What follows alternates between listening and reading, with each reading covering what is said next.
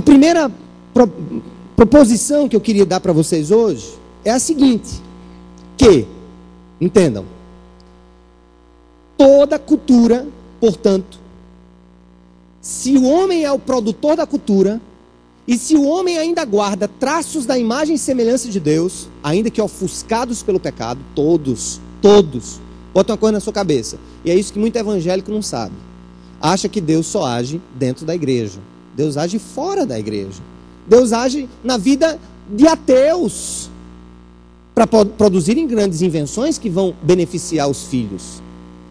Por quê? Porque o mandato cultural, gente, é algo que Deus deu a toda a sua criação, aos homens, ao homem, à raça humana, com todos os selos de erro, com todos os selos de pecado.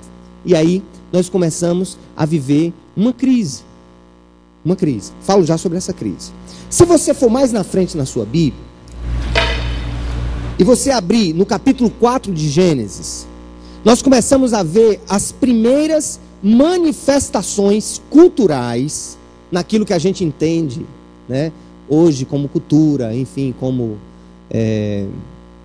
música, ou enfim, como a arte, o artesanato e coisas do tipo, estão aqui. Observem. Quem foi Caim? Quem foi Caim, queridos? Quem foi Caim? Foi um dos filhos que matou quem? Abel. Por isso ele foi exilado. Ele saiu da presença da sua família e ele foi exilado. E Caim, a história de Caim está tratada aqui no versículo 17 do capítulo 4 de Gênesis. Vamos lá. Caim teve relações com sua mulher e ela engravidou e deu à luz a quem? A Enoque. Depois Caim fundou uma... Grife isso aí. Depois Caim fundou uma cidade. A cidade, a vida em cidade é uma invenção humana. E que iniciou-se com o signo de quê? Da queda. Concordam comigo? O homem caído, já em segunda descendência, aqui em segunda geração, Caim, ele funda uma cidade. Ele sai da presença da sua família, ele funda uma cidade. Cidade, portanto, é uma expressão da cultura. Não foi Deus que criou a cidade. Foi que Deus criou o jardim do Éden. A cidade quem criou foi o homem. E nesse caso, o homem intacto, sem pecado, ou o homem caído? O homem caído. O homem já caído em razão do pecado, em razão do erro. E aqui eu não quero nem entrar tanto na questão do pecado, que daria uma pregação só para isso. Mas o que eu quero que vocês observem, ó. Fundou a cidade e deu o nome do seu filho Enoque. A Enoque nasceu quem? Irade. Irade gerou a Mel-Jael. Mel-Jael a Metusael. Metusael a Lameque. Lameque tomou o quê? Quantas mulheres? Foi o primeiro caso da quebra do princípio monogâmico nas escrituras. Foi Lameque tomou 2 mulheres, ou seja, é o primeiro caso de bigamia, contrariando ao projeto de Deus de um homem ter apenas uma mulher. Isso aqui passou a ser o que, gente? Também uma expressão da cultura. Se você chegar em alguns países africanos, há pessoas que têm 5, 6, 7 mulheres. Algo começou com um desvio do ideal primeiro de Deus e passou a ser o que? Um elemento cultural. Homem ter várias mulheres em alguns países é totalmente aceito pela sociedade. No Brasil, não vale no papel, né? Não tem, né? Por debaixo do pano, e pelo menos os homens, alguns homens, aí aceitam isso de maneira natural. Mas observem, a bigamia é produto da queda, mas passou a ser uma expressão cultural. Olha outra coisa. Olha como a queda vai destruindo o ideal que Deus deu para o homem. Vamos continuar. Lameque tomou 2 mulheres. Uma chamava-se Ada e a outra Zilá. Ada deu à luz a Jabal. Olha aqui. Que é o pai daqueles que moram em tendas e fazem o quê? E criam rebanhos. Morar em tenda e criar rebanho é uma expressão cultural. Aqui é uma expressão cultural pecaminosa ou é uma expressão cultural baseada no poder que Deus deu ao homem de dominar sobre a terra? É pecaminoso morar em tenda? É pecaminoso criar gado? Mas é pecaminoso ter 2 mulheres? Sim, e 2 homens também. Eu só quero que vocês reflitam uma coisa. O mesmo Caim e a sua descendência desvirtuaram o projeto de ação sobre a criação para um lado, mas para o outro mantiveram-se o quê? Normais. Qual é a primeira coisa que eu queria dizer para vocês? Mesmo o homem sem Deus produz coisas boas. Porque a graça de Deus está sobre toda a humanidade. Agora escute uma coisa. Quando eu falo coisas boas, não são boas no sentido de alcançar salvação, não. Porque quem quer alcançar salvação fazendo coisas boas, aí se perdeu de novo no meio do caminho. Mas a imagem de Deus no homem, no pior dos homens, dá a ele a habilidade também de expressar coisas boas e de fazer coisas boas. É a primeira desmistificação que eu queria que você tirasse da cabeça. Eu vou afirmar e você vai dizer sim ou não, né? Biblicamente, só quem faz coisas boas são os crentes. Certo ou errado? E por que as pessoas acham que sim? E por que alguns acham que sim? E por que nós somos tão preconceituosos com certas coisas que estão fora do nosso controle? Deus criou o homem, deu o mandato cultural antes da queda. Portanto, é um mandato para toda a humanidade. Os mesmos descendentes fizeram coisas boas e coisas ruins. Mas vamos lá, tem mais cultura aqui, ó. O nome do irmão dele era Jubal, que foi o pai de todos os que o quê? Tocam harpa e flauta. Eu queria que você entendesse. Harpa e flauta. Quem foi o filho que criou? Como é o nome do menino? Jubal. Me diga uma coisa. Ele está dizendo aqui que todos os que de alguma maneira gostam de harpa e flauta são filhos de Jubal. E Jubal era um homem santo? Ou Jubal era homem da descendência caída do Caim assassino? Então, vamos para uma lógica. Meu Deus, foi Jubal que fez a flauta. Foi Jubal que fez a harpa. Menino pega as harpas da igreja e pega as flautas e joga fora, porque isso é fruto da maldição jubalina, que veio lá do Éden. Em outras palavras, quem criou a possibilidade da música foi um ímpio. Vocês estão entendendo por onde é que eu estou querendo chegar? Eu estou comendo pela beirada, feito papa quente assim. Já eu... Já você se escandaliza comigo. Já. Está bem pertinho. Mas vamos lá. Tem mais cultura. Zilá também deu à luz um filho chamado Tubal-Caim, que fazia o quê? Que fabricava todo tipo de ferramenta de bronze e de ferro. Todas as ferramentas, ou seja, a Tramontina é filha de Tubal-Caim. Aquela faca linda que você comprou. Tudo começou com Tubal-Caim, o filho de Caim. Tubal-Caim teve uma irmã chamada Naamá. Gente, vocês estão entendendo aqui o que eu estou querendo dizer? O que é cultura? É o produto da ação do homem sobre a criação. O que é uma ferramenta de ferro? Não é a ação do homem sobre o ferro que está na natureza? Sim ou não? O que é a culinária? Não é a ação do homem sobre o alimento que... Você já viu comida dar em micro-ondas? Não. Tudo que nós fazemos na terra, mesmo os alimentos mais terríveis, enlatados, eles são feitos com substâncias que estão aonde? Na terra. Ou seja, toda ação culinária, vestimenta, musicalidade, rítmica, tudo isso é fruto de quê? Da ação do homem sobre a obra criada por Deus. Portanto, não há cultura que não esteja ligada à ação do homem sobre a criação. Tudo que nós fazemos está ligado a isso. Ou de coisas boas, ou de coisas ruins. Mas, gente, nós estamos então aqui no meio da questão. do meio da questão. O que é que nós queremos pensar hoje? Nós queremos pensar hoje no seguinte: qual é o ideal de Deus então? Para que Jesus veio ao mundo? Qual o objetivo da vinda de Cristo? Quero começar com vocês agora fazendo algumas perguntas. O homem caiu lá no Éden, o erro expandiu-se para toda a humanidade. Aí Deus escolhe um povo. Que povo foi esse? Que povo foi esse? O povo judeu. O que é que Deus faz com esse povo judeu? Olha, o que essas outras nações da terra fazem para louvar e glorificar outros deuses da natureza, do rio, do trovão, do raio, quer dizer a vocês, só há um Deus único. E eu me revelo a vocês através de Moisés. Moisés une um povo que não era nem melhor, nem pior do que ninguém. O povo pensa assim: por que Deus escolheu os judeus e não os egípcios? Porque Ele quis.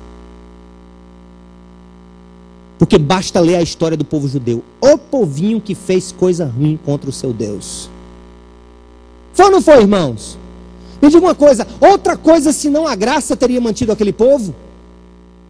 Foi o que aquele povo fez quando atravessou o mar, quando teve as tábuas da lei dadas para eles, as portas de receberem as tábuas da lei. O que é que aquele povo faz? Moisés está demorando muito. Essa história desse Deus dele invisível. Eu quero um Deus que eu veja e que eu pegue. Vamos fazer um bezerro de ouro e vamos adorar esse negócio, porque quem vai levar a gente para a terra prometida, Moisés morreu, é o bezerro. Quem foi que fez isso? Foi o povo desescolhido ou foi o povo escolhido? Escolhido. Não é esse mesmo povo que incita a ira contra Moisés? Não é esse mesmo povo que duvida que Deus estava com eles e diz que não vai entrar na terra prometida de jeito nenhum, porque não quer ser comida de gigante? Não é esse povo escolhido não, irmãos, que faz isso? Sim ou não? Mas me pergunta uma coisa, deixa eu perguntar uma coisa a vocês. E Saul não era do povo escolhido, gente? Não era do povo escolhido? Conhecia o Deus vivo? Foi que ele foi atrás de uma feiticeira para saber onde é que estava Samuel. E por que Davi, um homem segundo o coração de Deus, vai ficar dentro de casa, se engraça com a mulher de outra pessoa, chama ela para o seu palácio, deita com ela, engravida a mulher e depois mata o marido? Esse homem foi de quem? Do povo escolhido ou do povo desescolhido? Do povo escolhido. Então eu pergunto uma coisa a vocês: o que é que faz a escolha? O que é que fez a escolha de Deus sobre Israel? O mérito de Israel ou a livre escolha de Deus? A livre escolha de Deus. Deus então estabelece normas. Gente, a cultura desse povo está toda torta, meus filhos. Vocês agora vão ter padrões culturais. Então a revelação para o povo de Israel, ela foi tríplice. Primeiro, Deus revelou-se como Deus que salva. Segundo, Deus revelou-se como Deus que conduzia aquela nação como seu presidente, o seu imperador. Por isso que Israel era uma teocracia. Se você olhar a lei, se você ler Levítico, se você ler Deuteronômio, você vai ver ali normas não só de questões de ética do Deus vivo, não. Tinha coisas que previam propriedade, venda, juros. Por quê? Porque o Deus de Israel não tem medo. Foi uma bolinha que caiu. Porque o Deus de Israel era o Deus, escuta gente, me escutem por favor. O Deus de Israel era ao mesmo tempo o Deus que salva o povo de Israel, mas o Deus que regia o Estado israelense. Todas as normas de tributo, do que cobrar, o que ia para o levita, o que ia para o órfão, enfim, tudo isso Deus estabeleceu na sua lei. Portanto, a lei dos judeus que você lê no Velho Testamento, ela é uma lei ética. Segundo, ela é uma lei política. E em terceiro lugar, ela é uma lei cerimonial. Porque Deus disse como queria ser adorado. Não disse como queria ser adorado? Eu quero ser adorado assim, o levita faz isso, o sacrifício é esse, isso. Então Deus deu para Israel uma nova cultura, deu para ele uma nova gestão política e deu para Israel o quê? A possibilidade de salvação. As três coisas: o Deus salvador, o Deus governante e o Deus que precisava ser adorado naquele povo do jeito que ele determinou. Amém. Aí eu quero perguntar uma coisa a vocês. Jesus nasceu em que cultura? Brasileira, africana, etíope, síria ou egípcia? Qual foi? Judaica. O Salvador da humanidade, ele precisou encarnar. Ele encarnou. Na hora que Jesus encarnou, o que foi que ele fez? Ele tomou a forma de homem em uma dada cultura do seu tempo. Gente, Jesus se vestia como eu me visto hoje. A comida que Jesus comia, será que é a comida que eu como hoje? E o jeito que Jesus comia era o jeito que nós comemos hoje? Será que tinha faca, tramontina e garfo naquela época? Não. Jesus nasceu dentro de uma cultura, escutem, uma cultura específica. Mas aí eu pergunto a vocês, o que é que Deus faz através de Moisés? Escolhe um povo, X. E o que é que Deus faz através de Cristo? Escolhe um povo, X, Y, Z, A, B, D, R, S. Quando Jesus estava naquela cruz, Jesus não estava com o objetivo de dizer assim, implante-se agora a cultura judaica no povo de todas as raças e nações. Não. Vocês já perceberam que Jesus, eu quero lançar um desafio para vocês. Vocês já perceberam que Jesus nos evangelhos não fala nada sobre critérios de avaliação de cultura para serem aplicados em outras culturas? Ele não fala nada disso. O que é que ele diz? Assim como o Pai me enviou, eu vos envio. Ou seja, assim como o Pai me deu uma missão, eu vou dar uma missão para vocês. Agora é o seguinte, essa missão vai começar em Jerusalém. Vai começar com o meu povo, porque é o povo que foi escolhido primeiro. Os 12 apóstolos eram judeus, ou os 12 apóstolos eram de outra raça, outro povo? Todos judeus. Onde o evangelho foi pregado primeiro? Em Jerusalém ou na Espanha? Jerusalém. Por que Jerusalém? Porque o projeto de Cristo era primeiro em Jerusalém. Depois vocês expandem um pouquinho e vão para a Judéia. Depois vocês expandem um pouquinho e vão para Samaria. E depois vocês expandem mais e vão para a terra toda. Aí, gente, começam as guerras. Sabe por que foi? Escutem, isso é muito importante. Até os apóstolos acharam, escutem, que na hora de transmitir o evangelho de Cristo, precisavam transmitir junto com o evangelho a cultura judaica. Aí começaram os primeiros quebra-pau. Vamos ver? Abra no livro de Atos.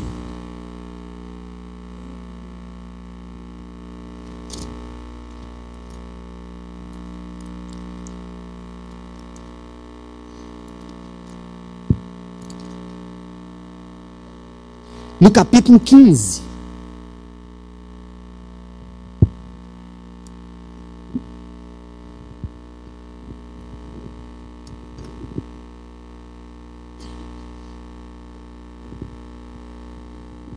Todo mundo achou? Olha o primeiro embate cultural. Escuta. Os judeus, apóstolos que começaram a pregar o evangelho, começaram a ter problema com a sacralização da cultura judaica para os outros. Olha o que aconteceu, vamos ler tudo. Alguns homens desceram da Judéia para Antioquia e passaram a ensinar aos irmãos: se vocês não forem circuncidados conforme o costume ensinado por Moisés, não poderão ser salvos. Isso levou Paulo e Barnabé a uma grande contenda e discussão com eles. Assim, Paulo e Barnabé foram designados, junto com outros, para irem a Jerusalém, tratar dessa questão com os apóstolos e os presbíteros. A igreja os enviou, e ao passarem pela Fenícia e por Samaria, contaram como os gentios tinham se convertido. Gentios é todo aquele que não era judeu, né? Essas notícias alegravam muito a todos os irmãos. Chegando a Jerusalém, foram bem recebidos pela igreja, pelos apóstolos e pelos presbíteros, a quem relataram tudo o que Deus tinha feito por meio deles. Então se levantaram alguns do partido religioso dos fariseus. Será que existem novos fariseus hoje em dia? Não. Mas olha o que é que eles faziam. Que haviam crido e disseram: é necessário circuncidá-los e exigir deles que obedeçam à lei de Moisés. Eles têm sim que comer o que comemos, vestir o que vestimos, porque essa é a lei de Moisés. Os apóstolos e os presbíteros se reuniram para considerar essa questão. Depois de muita discussão, Pedro levantou-se e dirigiu-se a eles: irmãos, vocês não sabem que há muito tempo Deus me escolheu dentre vocês para que os gentios ouvissem dos meus lábios a mensagem do evangelho e crescem? Deus, que conhece os corações, demonstrou que os aceitou os outros povos. A graça se expandiu para outros povos, os aceitou, dando-lhes o Espírito Santo, como antes nos tinham concedido. Ele não fez distinção alguma entre nós e eles, visto que purificou os seus corações pela fé. Então, por que agora vocês estão querendo tentar a Deus, veja bem, pondo sobre os discípulos um jugo que nem nós nem nossos antepassados conseguimos suportar? De modo nenhum. Cremos que somos salvos pela graça de nosso Senhor, assim como eles também. Toda a assembleia ficou em silêncio enquanto ouvia. Barnabé e Paulo falando de todos os sinais e maravilhas que por meio deles Deus fizeram de gentios. Quando terminaram de falar, Tiago tomou a palavra e disse: esse aqui é o irmão de Jesus. E disse: irmãos, ouçam-me. Simão nos expôs como Deus no princípio voltou-se para gentios a fim de reunir dentre as nações. Reunir de onde, gente? Dentre todas as nações, um povo para o seu nome. E nessa nação estava sido pensado o Brasil, antes do Brasil existir como nação. Que coisa maravilhosa. Olha o que diz mais: concordam com isso as palavras do profeta, conforme está escrito. Aí eu queria que vocês pulassem. Vão agora para o 22. Então os apóstolos e presbíteros, com toda a igreja, decidiram escolher alguns dentre eles. Não. Vamos para o 19, volta para o 19. Portanto, julgo que não devemos o que, gente? Pôr dificuldades aos gentios que estão se convertendo a Deus. Ao contrário, devemos escrever a eles, dizendo que se abstenham de comida contaminada pelos ídolos, da imoralidade sexual, da carne de animais estrangulados e do sangue. Pois desde os tempos antigos, Moisés é pregado em todas as cidades, sendo lido nas sinagogas todos os sábados. O que foi que eles criaram? Criaram um mínimo de coisas que os gentios deveriam guardar. Nem tanto, algumas aqui, por razões espirituais, mas por razões, sabe de quê? De amor aos judeus. Vou dizer isso a você. Lá na frente, quando Paulo escreveu aos Coríntios, aí eu queria que você fosse lá. O estudo é grande, isso aqui é para ser dado em uma semana, mas vamos ver se a gente acaba hoje. Você vai lá agora na carta aos Coríntios.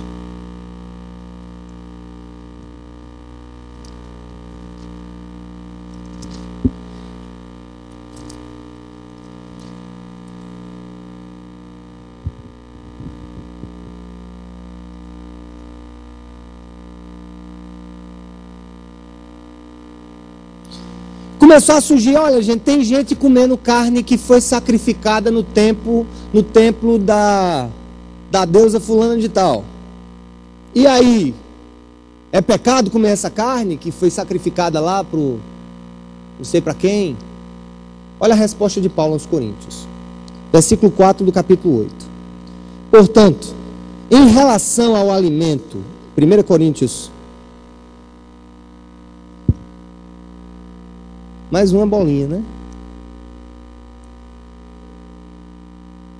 Eu e vocês saindo daqui. Vamos sentar aqui que é melhor. Depois caiu o refletor. Que coisa. Essas coisas acontecem quando eu estou fazendo pregações bombásticas, gente. Sempre acontece. Pregação de inauguração aqui. A laje lá de cima fez... Foi nego correndo para toda a banda. Eu digo, calma aí, gente. Foi a porta que bateu. Eu pensava, né? Que ia ser da porta. Coisas inexplicáveis acontecem. Eu não sei o que é não, mas vocês sabem, né? Coisas inexplicáveis. Tirar a atenção de vocês e o meu demônio próprio.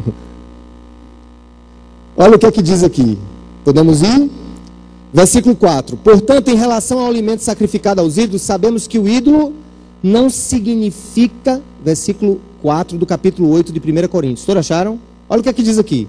Portanto, em relação ao alimento sacrificado aos ídolos, sabemos que o ídolo significa o quê? Nada no mundo. E que só existe um Deus. Pois mesmo que haja os chamados deuses, quer no céu, quer na terra, como de fato há muitos deuses e muitos senhores, entre aspas, para nós, porém, há um único Deus, o Pai, de quem o que, gente? Vem todas as coisas e para quem vivemos. E um só Senhor Jesus Cristo, por meio de quem vieram todas as coisas e por meio de quem, o que? Vivemos. Escute o que eu quero dizer para você. A discussão começou. Cultura, gente, é um problema sério. Deixa eu perguntar uma coisa a vocês. Sinceramente. Vocês que me conhecem, me vêm pregando aos domingos, às quartas-feiras, mais à vontade. Eu queria algumas palavras que você descrevesse quando você me viu de terno. Não vale chique, gente. Essas coisas. Estranho. Vocês me acharam estranho. Formal. O que mais? O que mais? Sério. E é o mesmo sem futuro que está dentro do terno. O sem futuro não mudou não, mudou o terno, a roupa. Mas observem, cultura é forte demais, gente. Cultura é uma coisa que fica impregnada na gente. Porque na cultura da cidade viva, o pastor não usa terno. Na hora que ele chega de terno, ele é o quê? Estranho. Deixa eu dar mais um nome. É ET, peixe fora d'água. Entendeu? Foi que houve, veio se amostrar. Vocês perceberam como cultura é uma coisa que fica impregnada na gente? Me diga uma coisa, quem aqui gosta de feijão? Beleza. Quem aqui já comeu feijão doce? Minha irmã, o que é que você achou, minha irmã? Estranho. E quem gosta de arroz doce? Tu gosta? E por que tu come açúcar no arroz e não come no feijão? Porque é estranho. Gente, cultura pode ser uma bênção, mas pode ser uma praga. Porque a cultura serve de lente com a qual nós julgamos o mundo que nos cerca. Padrão de beleza, né? Acaba, olha, meu amigo, rapaz, tem umas roupas que eu vou dizer lá fora, meu amigo, que eu vou dizer um negócio a você. Tem umas maquiagens de mulher lá fora que eu vou dizer um negócio a você. Entendeu? Aliás, tem uns perfumes lá fora. Uma vez eu estava em um mercado em Singapura, um mercado indiano. Meu amigo, com todo respeito aos nossos irmãos indianos, porque isso é cultural que eu estou falando, mas o cheiro dos perfumes que vendiam lá me deram uma náuseas que eu passei um dia com enxaqueca. Eu perdi quase um dia de curso com o cheiro. Agora, para eles, aquilo é o quê? Mas para mim é estranho. Porque está fora da minha vivência. Quando eu troquei o púlpito, porque na época de Jesus não tinha púlpito, né? Ou vocês não sabem disso? Nem piano, nem nada disso. Na época de Jesus não tinha piano, não tinha púlpito, não tinha caixa de som, não tinha paletó, não tinha nada. Mas na hora que eu troquei o púlpito, que está ali, por essa mesa, muita gente achou, qual é a palavrinha mágica? Estranho. Por quê? Porque a minha lente de percepção do espaço sagrado, igreja, pela história que eu vivi, inclui o quê? Outro bem negocinho. Tá certo. Beleza. Estranho. Totally strange. Vamos lá. Mas deixa eu falar com vocês uma coisa. Naquela época não tinha nada disso. Mas as lentes, escute, as lentes com as quais nós crescemos, ou no contexto da igreja ou fora da igreja, nos formatam culturalmente. Tudo aquilo que está fora do meu formato, eu acho o quê? Estranho. Mas quando a espiritualidade une-se à cultura, o estranho torna-se herético, muitas vezes. O estranho torna-se pecaminoso, outras vezes.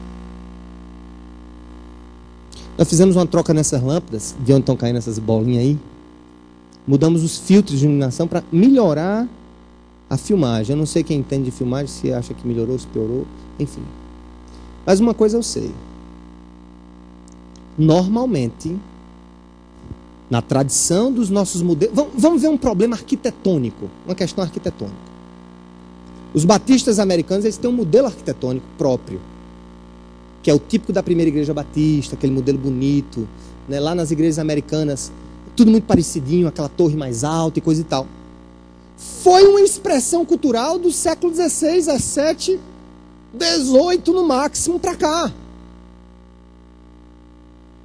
Mas aí o que é que nós costumamos a pensar? Não, aquilo ali é uma igreja de verdade.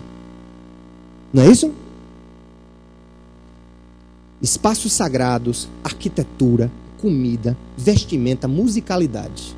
Deixa eu pensar outra coisa com vocês. Quem viveu aqui nos anos 70 na igreja do Senhor? 70. Quem 70 estava na igreja? 70. 70. Você estava, meu irmão? Mas tu estava chupando chupeta, né, Valdir? Porque tu é novinho. Você estava, meu irmão, nos anos 70? Me diga uma coisa. Ô, irmão Dário, me diga uma coisa. Nos anos 70, uma bateriazinha ali em cima, era o quê, meu irmão? Era o cão? O quê? O cão batendo. O cão? Deixa eu dizer uma coisa para vocês. Estudem a inologia. Quando Martinho Lutero, ele fez uma... Quem conhece Castelo Forte? Aqui. Não é linda a música? A letra é linda, amém? A música também é linda. Mas você sabia que Martinho Lutero usou a métrica e a rítmica das músicas do seu tempo, naquela época, que tocavam nas tabernas? Lugar de... O que foi que ele fez? Dentro do seu espectro cultural, ele deu uma nova significação àquele ritmo e colocou o quê? Um novo formato, um novo conteúdo para aquela letra. Aí o povo diz assim, não, rapaz, guitarra é do cão. Piano não é do cão, não. Mas piano, quem não sabe, é um dos maiores e mais importantes instrumentos do chamado blues americano, um ritmo americano, vindo da comunidade americana negra. E o mesmo blues que eles usaram lá com o piano, os americanos daquele tempo pegaram a musicalidade do blues e transformaram em muitos dos nossos hinos. Qual é o problema? O problema é que a cultura nos emperra. Veja bem, cidadão se converteu nos anos 40, que bênção. Louvado seja o nome do Senhor para você que nasceu na igreja. Bênção, eu não tive essa bênção. Aliás, mas até acho que foi uma bênção viver no mundo para entender mais como é que pensa o mundo. Para poder ganhar mais gente do mundo, né? Mas escutem bem. Gente, quem nasceu num ambiente igreja, desde pequeno, ouvindo que a música é o inário, ouvindo que o púlpito está no altar do Senhor e que aqui só sobe os sacerdotes de preto, que vê a bateria, que viu a bateria no processo, o que ele achou daquilo? Estranho. Conflito de gerações. Eu fui tocar, meu irmão está ali sentado, na época do Gênesis, eu tocava no Gênesis, fui tocar numa igreja em Recife, já contei essa história. Tocamos no sábado para os jovens, foi uma bênção, com tudo, percussão, bateria, guitarra, papapá. No outro dia eu ia pregar e tocar de manhã. 7 horas da manhã, o pastor de jovens, que tinha me convidado, ligou para mim, meu irmão está tendo um problema sério. Digo, diz aí, tem uma diaconisa que chegou, que entrou na igreja, ela quase desmaia. Ou que é aquela, ó. Juntou com mais 2 irmãos da igreja, mais antigos, que eu tenho todo o respeito. Só estou contando, para vocês entenderem a força da cultura. O que é aquilo ali em cima? Tinha 2 tubadoras. Aquelas tubadoras que Arnaldinho toca, tubadora. Instrumento de macumba em cima do altar. Ela deu um ultimato. Sabe o que ela disse? Ou essa banda tira aquele tambor de Xangô de cima do altar, ou eu saio da igreja. Jogou duro, meu irmão. Foi pesado. Aí o pastor olhou para mim, como quem diz assim, oh meu Deus, que ela saísse. Mas não disse isso não, eu li nos olhos dele assim. Eu não disse nada, eu só filhei nos olhos assim dele. As entrelinhas. Mas ele disse, qual é? E aí, pastor, o que é que você faz? Ele está resolvido, tira a tubadora do cão de cima do altar. Você lembra que tu ficar sem tocar? Ficou sem tocar. Tira a tubadora do cão do altar. Ele não vai tocar. Mas também não preguei sobre isso, não. Preguei sobre isso. Deus derramou poder naquele dia. Mas foi tanto poder que, por incrível que pareça, essa irmã chegou no final do culto chorando, me abraçando, pedindo perdão pelo que ela tinha pensado no nosso respeito. Eu não a culpo, porque cultura é forte. Agora vamos para o que interessa. Está todo mundo querendo saber do forró. Né? Olha o que é que a gente faz hoje. Como é que o nordestino, que é do sertão aqui do sertão, quando vem um crente no sertão é o quê? Diz logo que tem outra lei, né? Ali vive na lei dos crentes. É outra lei. É outro mundo. O homem fala diferente, come diferente, veste diferente, toca diferente, senta diferente, de glória a Deus diferente, fala alto quando é para falar baixo quando é para falar alto. O povo da lei dos crentes. É a lei dos crentes mesmo. O que é que a gente faz com o povo do sertão? E aí é um dos meus questionamentos missiológicos um dia. Sabe por que o sertão do Brasil é uma das áreas menos evangelizadas? É porque é uma das áreas que a cultura local é muito forte. E eles pensam que crer em Cristo significa mudar a sua cultura. Cultura é forte. Mas o que é que eu vou fazer com aquele meu forrozinho, rapaz, sanfona? Eu não sei o que, o povo é tão sério. Estou falando assim, generalizando, né? Tem gente que não bate palma, um homem desde pequeno que eu bato palma. Aí ele diz assim, mas eu não entendo. Eu fui para o aniversário do irmão da igreja e ele batia palma para ele mesmo no aniversário. Mas para Deus ele não bate não, é estranho, né? É porque ele diz que lá é decência e ordem. Então na casa dele é uma desordem total. Porque ele bate palma na casa dele. Nós chamamos, gente, tudo isso de evangelho. Então, o que é que nós fazemos? Eu vou explicar. O que é que está dentro desse copo? Água. E para lá para trás. Eis que te digo, para de cair.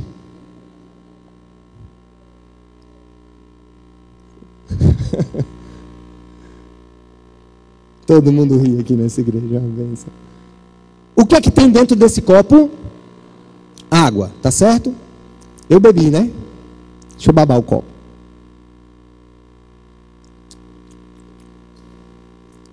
Calma. Esse aqui, o que é que tem aqui dentro? Água, lógico. Não é baba, não é água. Mas esse copo é seu, é meu, minha filha. É meu, né? Eu não estou bebendo nele? Sabe o que é que a gente faz? Ter um copo não é problema. O problema é que eu quero dar a água da vida às pessoas no meu copo e não no copo delas. A água da vida é uma só, Jesus Cristo, que salva, liberta, muda o coração, muda o nosso entendimento. Mas o que é que eu preciso fazer? Eu preciso dar ao homem a água da vida no copo dele e não no meu copo. Porque o copo não é a água. O copo é um conteúdo da água. Sabe o que é que eu estou querendo dizer a vocês? Jesus Cristo fez um projeto para que o seu evangelho seja absorvido por qualquer cultura da terra e possa lavar com a água da vida essa cultura receptora do evangelho. O que foi que eu disse no começo? Eu disse no começo que a cultura humana, por sermos caídos, ela tem o quê? Duas pontas. Ela tem traços de santidade, mesmo em uma nação ímpia, mesmo numa tribo distante, há noções de solidariedade, ou há noções de amor, ou há noções de cuidado, pode ser qualquer lugar. Sabe por quê? Porque o gen espiritual da divindade suprema está cravada no coração de todos os seres humanos da terra. Agora, o pecado faz o quê? Corrompe isso. O que foi que Jesus Cristo disse aos apóstolos a Deus na oração? Ele disse assim, repitam comigo, vocês vão completar. Pai, não peço que os tire, não peço que os tire, mas que os livre do mal. Qual é o lugar da nossa habitação? O que é que Deus quer da gente? É que vivendo na realidade em que vivemos, nós sejamos livrados do mal não só esse mal do assassino, de acidente, não é isso não. O mal decorrente dos valores que dominam esse mundo. Quem aqui é nordestino? Quem gosta de milho? Quem gosta de canjica? Pamonha. Eu vou dizer uma coisa a você, meu irmão. De 1º de junho a 30 de junho, não coma nada disso.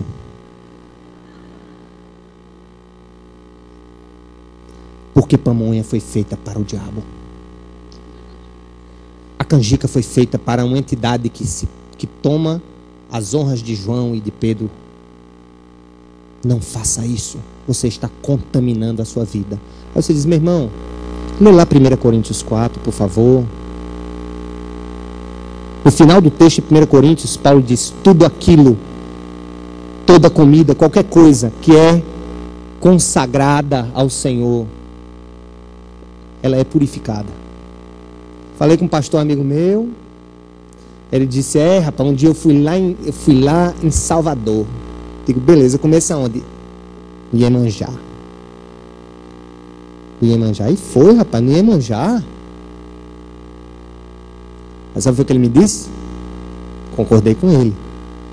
Eu sei que ali é um restaurante consagrado. Mas eu sei de uma coisa.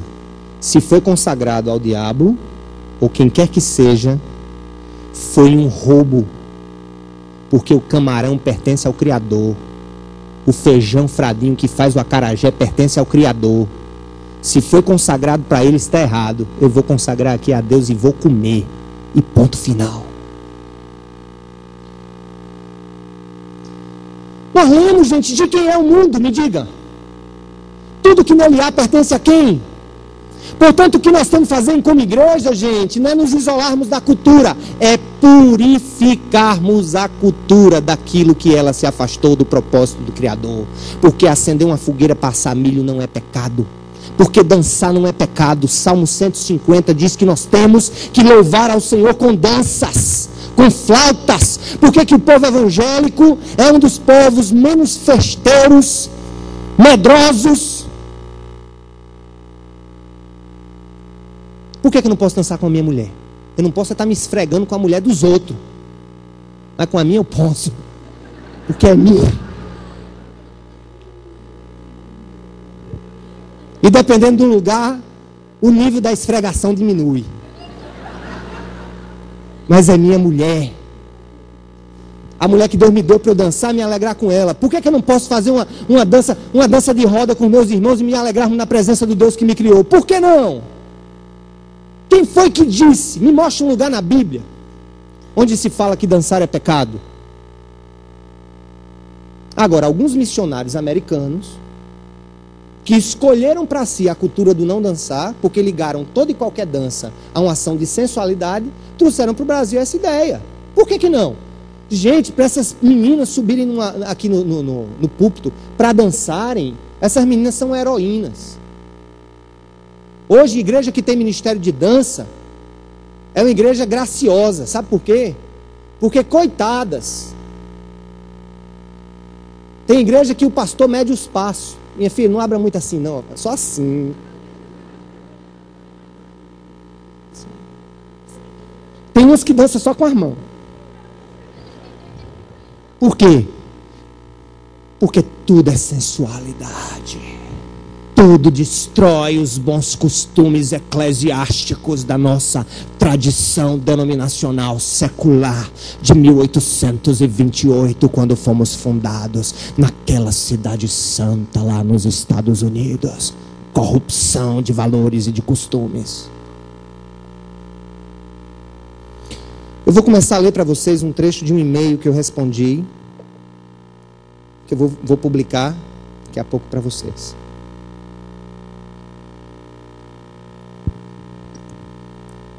Tenho todo respeito por essa irmã, é conhecida minha, mas ela entendeu que o arraiá é adoração aos ídolos. Pelo simples fato de, nessa época, pessoas como nós, criadas à imagem e semelhança de Deus, estão louvando a ídolos. E eu disse assim: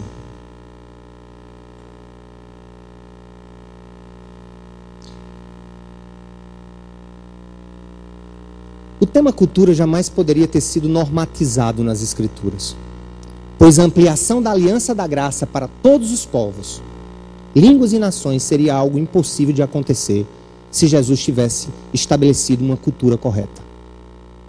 Não obstante, muitos povos, como os americanos, há décadas exercem um imperialismo cultural sobre os latinos e sobre grande parte do mundo.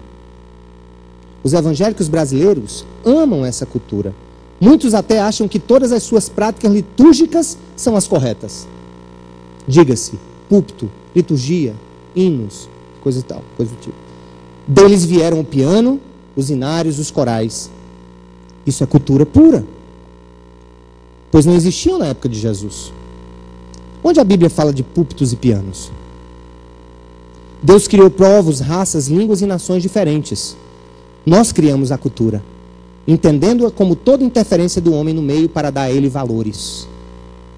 Na realidade, toda cultura é valoração. O Senhor estabeleceu valores corretos e o diabo estabeleceu valores errados. A transformação da obra criada pode ocorrer em duas vias: uma boa e santa ou uma má e idólatra. Concordo de maneira integral com as suas inquietações quanto à adoração de ídolos, como sendo algo a ser repelido de todas as formas. Mas não é disso que se trata o arraial. Eu jamais levaria o povo que Deus me confiou a adorar ídolos. Acho que a minha vida fala um pouco sobre isso, mas falo sobre isso mais adiante. Amada, não sei se a irmã celebra o Natal. Se celebra o Natal no fim de ano, como a maioria dos cristãos do mundo, certamente é por concordar com essa festa. Por que falo do Natal? Se a irmã fizer uma breve pesquisa, observará que a data era originariamente usada para a adoração do Deus Sol, divindade largamente adorada nos círculos pagãos. A verdade é que a data do nascimento de Jesus é uma incógnita. Então, o que os cristãos fizeram no processo de evangelização do mundo? Utilizaram-se da data e disseram: só há um Deus Sol, o Sol da vida, Jesus Cristo, o que veio trazer luz aos homens. Desde então, com acréscimos culturais, tais como árvores de Natal, peru, presentes e coisas do tipo. Seria por isso o Natal uma festa idólatra? Creio que não, desde que o aniversariante, Jesus, seja o único a ser adorado. Por outro lado, entendo que por grandes receios quanto ao desafio da transformação da cultura, escutem, os evangélicos do Ocidente perderam a possibilidade e a coragem de redimi-la para Cristo, na tentativa de construirmos uma praxe defensiva que não redime a cultura idólatra. Abraçamos a santa cultura, entre aspas, dos nossos antepassados. Coloco o santo entre parênteses apenas para sermos capazes de comparar essa santa cultura com a cultura diabólica, também entre aspas. Vejam bem.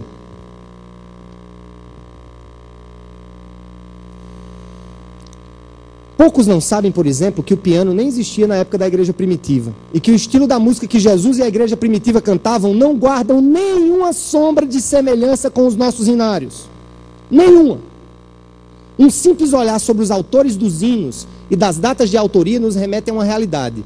O que durante décadas consideramos ser o estilo certo e santo de louvor foi escrito no século XIX, XVIII e no máximo XVI, quando Lutero escreveu o Castelo Forte. O que dizer das músicas que foram escritas do século I ao século XV? O que dizer das músicas que foram escritas pelos apóstolos e pela igreja primitiva? Caro irmão, cara irmã, certa vez eu disse a um grupo de mais de 300 pastores batistas lá na Bahia, o maior berço batista, acho que eles se arrependeram até hoje de terem me chamado para falar para eles, mas eu falei. Aliás, quando eu vou pregar numa igreja, eu não quero ser chamado de novo para pregar lá. Entenderam? Se Jesus, escute o que eu estou dizendo. Eu disse para 300 pastores batistas da minha denominação: se Jesus entrasse disfarçado em nossas igrejas, cantando o estilo de música que cantava há 2000 anos, vestindo-se como se vestia e comendo como comia, provavelmente muitos de nós nos escandalizaríamos e o colocaríamos para fora. E Isso é ou não uma questão cultural? Totalmente. A irmã disse que Deus não tem nada com cultura, porque cultura é a invenção humana. Eu disse, cara irmã, Jesus tem sim tudo a ver com a cultura que se constrói com valores santos e justos. Cantar para Deus usando guitarra, bateria e danças é uma expressão cultural e santa ao mesmo tempo. Se nós cantamos e dançamos para Ele, Ele mesmo é honrado. Se usamos esses mesmos instrumentos e outros recursos para adorarmos os ídolos, honramos a Satanás.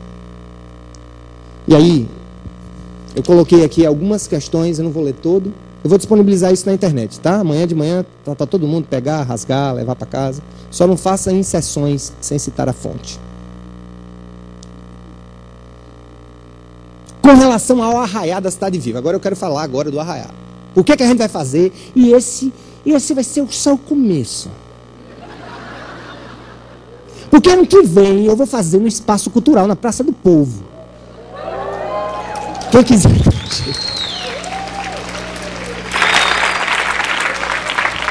Quero colocar uma coisa, principalmente se há católicos no nosso meio, meu grande respeito por vocês, meus amados. Primeiro ponto, por que tiramos o nome São João e colocamos para Arraial? Porque eu acho que o nome São João é um desrespeito à cultura católica. Para ensinar a verdade, eu não preciso estar atirando pedra nos outros.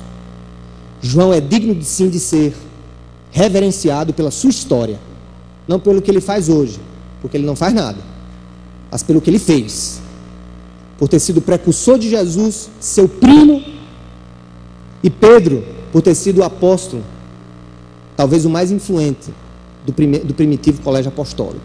Então, dadas essas circunstâncias, eu quero que vocês entendam uma coisa: toda a adoração a Pedro e a João hoje não pode ser recebida por eles, mas alguém vai receber no lugar deles. No momento que eu desvio a minha adoração ao Deus vivo, para qualquer pessoa, ainda que seja o meu filho, quem recebe essa adoração é o próprio Satanás. O roubador da glória de Deus, desde o princípio. O deturpador da cultura. O ladrão da alegria dos povos. Olha o que foi que eu disse. Proposta e propósito.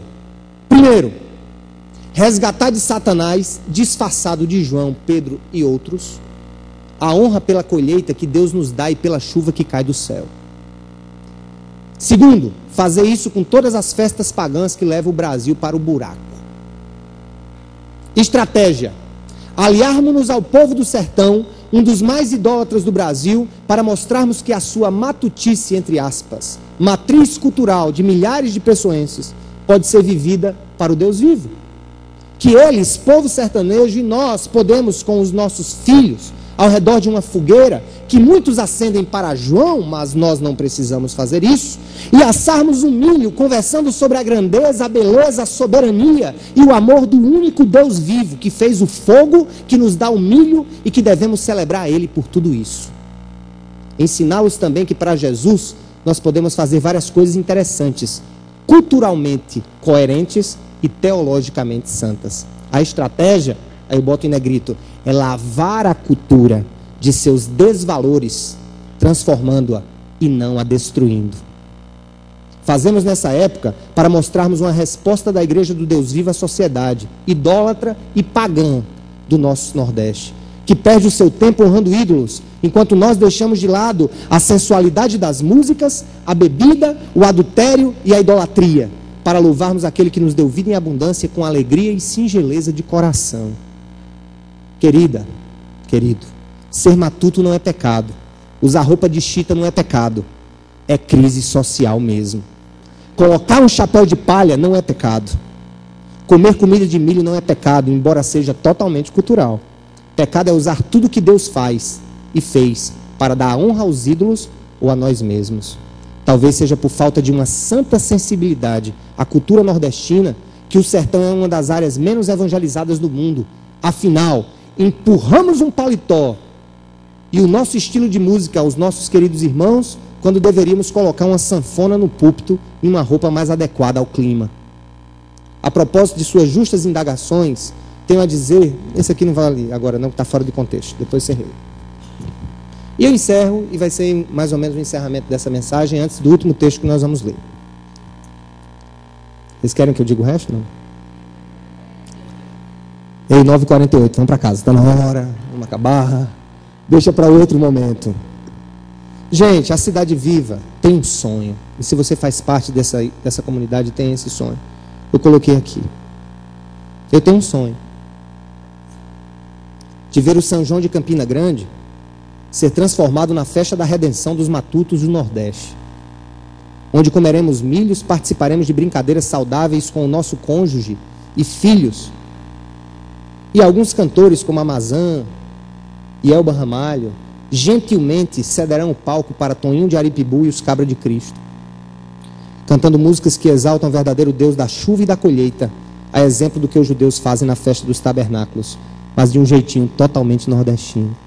Eu tenho um sonho, escuta o que eu vou dizer, é muito sério, de ver os filhos da próxima geração de crentes vivendo o evangelho pleno, de maneira alegre, santa e contextualizada ao seu tempo, e não serem tragados pela falsa alegria das festas idólatras.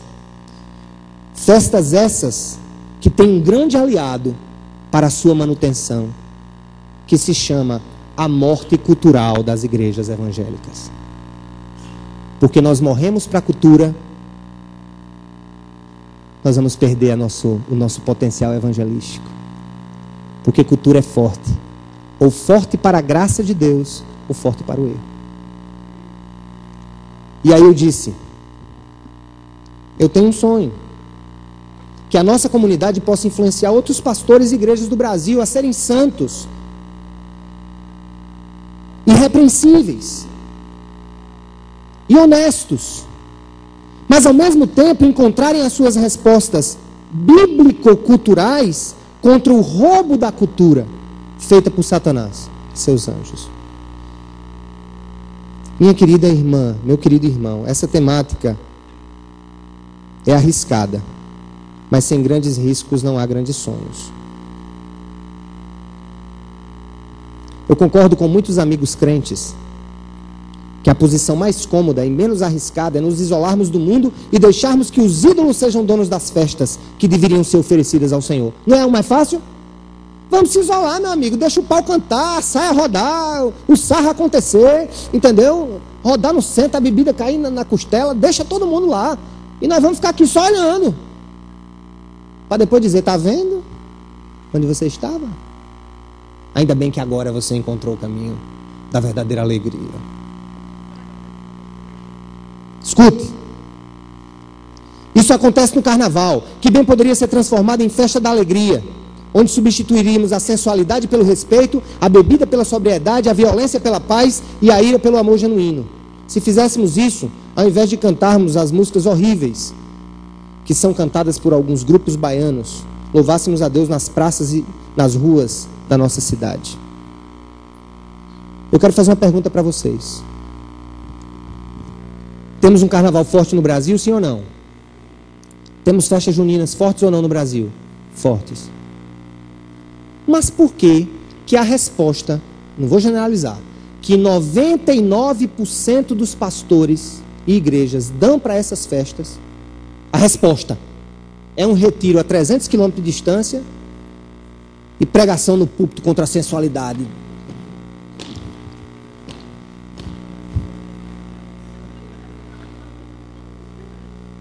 Aí sabe o que é? Irmãos, nós aqui somos felizes. Estão pulando de alegria. Nós estamos aqui na seriedade do Espírito. Você está vendo quanta sensualidade lá fora e nós aqui no nosso cantinho. Deus, glória a Deus por essa distância toda, porque não dá para ouvir o som de nenhum trio elétrico. Sabe o que foi que eu fiz na época da primeira igreja? O pastor Kerly, apoio do pastor Estevão na época. Nós fizemos, a igreja fez, não fui eu. Na época da micaroa. Cadê a micaroa de João Pessoa? Cadê a micaroa? Deixa eu contar uma novidade para vocês. Pois nós armamos, foi um palco, meu filho, do lado do corredor da folia, lá na beira do mar. Sabe o que a gente fazia? De 5 às 7 era sopa para os bebos. chega aqui, meu filho, vai tomar uma sopinha. Falava de Jesus, muitos se manifestavam, muitos se manifestavam mesmo, possessos. Ficava lá tomando sopa e ouvindo. Passava, meu amigo, passava, a gente estava lá, tocando. E tinha respeito. Passava o chiclete com banana, recolhe todo mundo, para de tocar para não dizer que está querendo fazer concorrência. Chiclete com banana passava, a gente pegava a casca da banana que ficava. Aí, pá! Tome Jesus para cá. E era dança de rua, as meninas fazendo encenação teatral, e salvação para cá, salvação para lá. Resultado era 100, 200, 300 vidas por noite. E aí nós dizíamos, Senhor, não deixa a nossa cidade ser contaminada por isso, não. O que é que uma micaroa traz com a cidade, meu Deus? Alguns podem dizer assim, não traz aumento da rede hoteleira e consumo nos restaurantes. Será que isso compensa a quantidade de mortes, de acidentes de trânsito, de engravidez indesejada, de famílias que surgem num beco da rua por causa de um amasso depois de um bloco? Será que isso compensa? Para a gente ser uma cidade turística, a gente precisa ser uma cidade que promova coisas que não trazem absolutamente em nome da alegria. Alegria o quê? Isso é uma pesquisa agora aí, graças a Deus.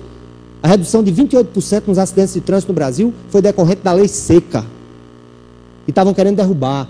Agora pegue 28% de um contingente de milhares de vidas que foram poupadas por causa disso. Então, queridos, estou acabando. Sei que vocês estão tensos, coisa e tal, mas eu não vou pular daqui. Mas essa questão, a primeira igreja batista de João Pessoa naquela época contribuiu para o fim da micaroa. Eu acredito nisso. Então, gente, eu quero ler só um trecho. Queria que vocês abrissem Carta aos Efésios, que é o último texto.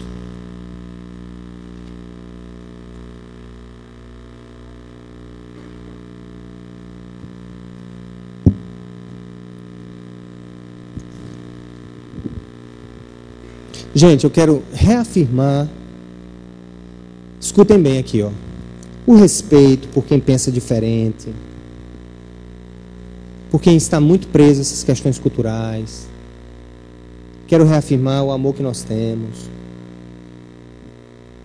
Mas o objetivo desse estudo é que pessoas possam até dizer que é estranho. Mas, por favor, não diga que é pecado. É estranho. Beleza, meu irmão. Tudo bem, meu irmão. Vá lá. Tranquilo. Respeito demais você. É estranho. Beleza. É mesmo que você dizer assim, rapaz, eu não gosto de pimenta, não. Beleza. Agora não vai dizer que pimenta é do cão, né? Vai dizer que não gosta. Não gosto de pimenta. Não gosto do arraial. Cidade viva. Beleza. Agora só não diga que é pecado. Porque sabe o que é que você está fazendo?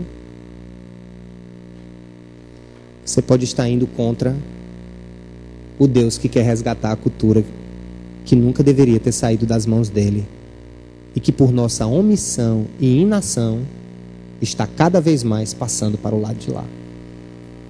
Efésios. Eu gosto muito desse texto. Efésios, capítulo 1, versículo 4. Vamos acompanhar? E aí a gente encerra. Porque Deus nos escolheu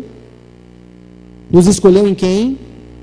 Nele, antes da criação do mundo, para sermos santos e irrepreensíveis em sua presença. Em amor nos predestinou para sermos adotados como filhos, por meio de Jesus Cristo, conforme o bom propósito da sua vontade, para o louvor da sua gloriosa graça, a qual nos deu gratuitamente no amado. Olha como é bonito aqui, ó. Nele temos a redenção por meio do seu sangue, o perdão dos pecados, de acordo com as riquezas da graça de Deus, a qual ele derramou sobre nós com toda a sabedoria e entendimento, e nos revelou o mistério da sua vontade, de acordo com o seu bom propósito que ele estabeleceu em Cristo Jesus. Olha o propósito que Deus estabeleceu em Cristo. Qual é o propósito? Isto é, de fazer o quê? De fazer o quê? Convergir em quem? Em Cristo o quê? Todas as coisas, no céu ou na terra?